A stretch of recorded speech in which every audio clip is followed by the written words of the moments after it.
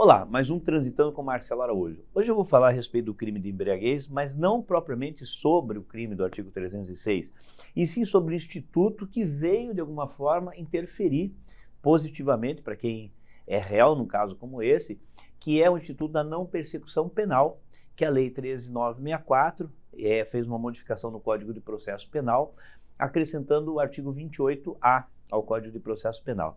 E o que é o acordo de não persecução penal? O próprio nome já se traduz. Eu faço um acordo com você para que o processo penal não te persiga. Então significa que se a pessoa consegue firmar esse acordo de não persecução penal, o processo penal dela se encerra. E só que para isso algumas condições são necessárias. Primeiro, que a pena mínima do crime seja abaixo de 4 anos. Segundo, que haja confissão por parte desse responsável, desse agente que foi pego, no caso, praticando o crime. Que não haja violência, dentre outros requisitos. E que não seja cabível a transação penal, que é aquele acordo feito com o Ministério Público para crimes de menor potencial ofensivo. E qual que é um dos crimes do Código de Trânsito, o crime de trânsito que se enquadra nessa situação? O crime de embriaguez. Então agora eu vou tentar traduzir para você o que eu acabei de falar.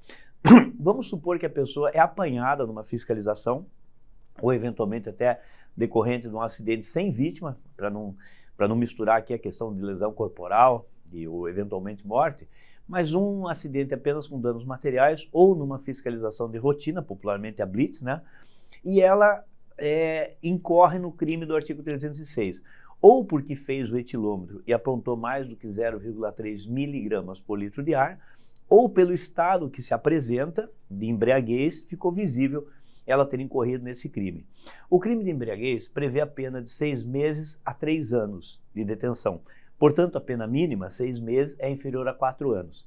Aí a pessoa, por exemplo, é encaminhada à autoridade policial, à delegacia, e chega lá no depoimento dela e diz, não, realmente eu ingeri bebida alcoólica, tomei uma cerveja, tomei uma caipirinha, estava saindo numa festa. Com isso, ela admitindo que ela fez, que ela se comportou dessa maneira, ela já está confessando o crime, primeiro requisito. E dessa forma, a hora que o Ministério Público verificar que não tem antecedentes que desabone a oferta desse instituto, o que vai fazer? Vai fazer a proposta de não persecução penal, o acordo de não persecução penal.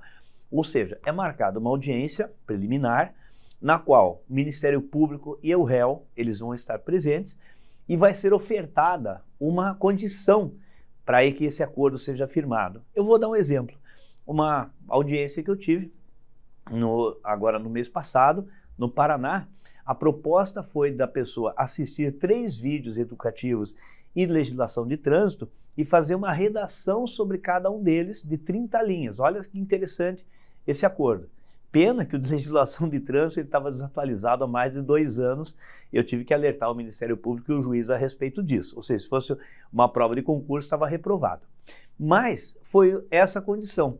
A partir do momento que a pessoa cumpriu, fez as redações, apresentou ao juízo no prazo estipulado, no caso 5 dias, encerrou-se a persecução penal. Ou seja, a pessoa teve a punibilidade extinta.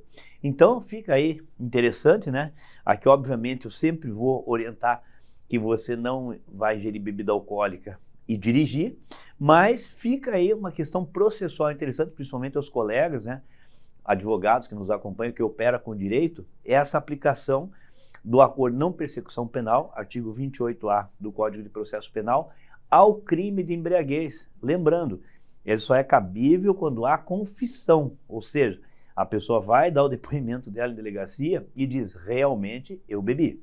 Tá certo? Então, até o próximo Transitando com Marcelo Araújo.